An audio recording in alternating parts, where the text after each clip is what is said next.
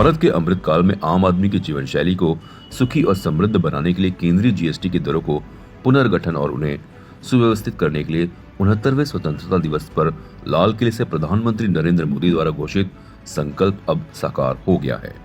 भाजपा विधायक एडवोकेट निरंजन डावखरे ने press conference में विश्वास व्यक्त किया कि जीएसटी की नई कर संरचना देश की अर्थव्यवस्था के साथ साथ लोगों की जीवन शैली को भी नई गति प्रदान करेगी।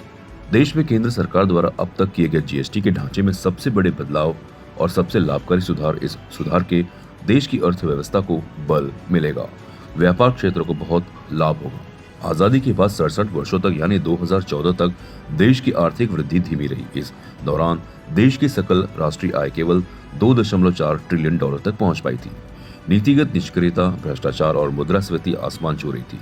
कर संग्रह की प्रक्रिया जटिल थी और अर्थव्यवस्था में पारदर्शिता का अभाव था। इसलिए आर्थिक सुधारों की गति को तेज करना देश के विकास के लिए एक महत्वपूर्ण आवश्यकता थी।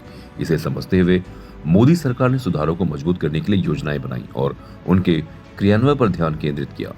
एक मजबूत अर्थव्यवस्था के साथ आत्मनिर्भर भारत बनाने का लक्ष्य इन्हीं सुधारों के कारण संभव हो पाया है। राज्य में चाहे किसी की भी सरकार हो, जीएसटी दरों में कटौती से हर राज्य के लोगों, हर परिवार, गरीब और मध्यम वर्ग, छोटे बड़े उद्यमियों, हर व्यापारी कारोबारी को बहुत लाभ होगा।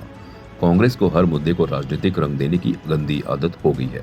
उनकी घटिया राजनीति से उन्हें फायदा हो, लेकिन डावखरे ने यह भी विश्वास व्यक्त किया कि मोदी सरकार सभी वर्गों के हित में विकास की राजनीति करती रहेगी। नरेंद्र मोदी सरकारने नुकतेच नवीन जीएसटी कर प्रणाली लागू केलेली आपण सगळे जाणतात।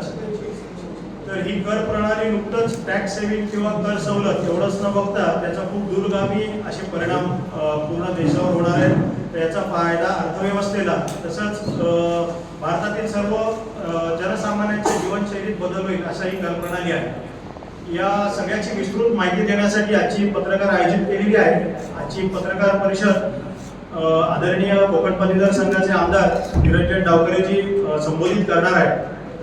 मी त्यात आधी ही घोषणा इकडे सगळ्यांना माहिती देतो की नेक्स्ट जेन जीएसटी सुधारणा प्रचार मोहीम भारतीय जनता पक्ष पूर्ण देशभर राबवत आहे आणि त्याचाच एक भाग म्हणून महाराष्ट्रातील या प्रचार मोहिमेचे सहसंयोजक म्हणून आमदार निरंजन डावखरेजी यांची निवड झालेली आहे। तर मी निरंजन डावखरेजींना विनंती करतो की त्यांनी या संपूर्ण जीएसटी नवीन रिफॉर्म्सची माहिती आपल्यासमोर प्रस्तुत करावी।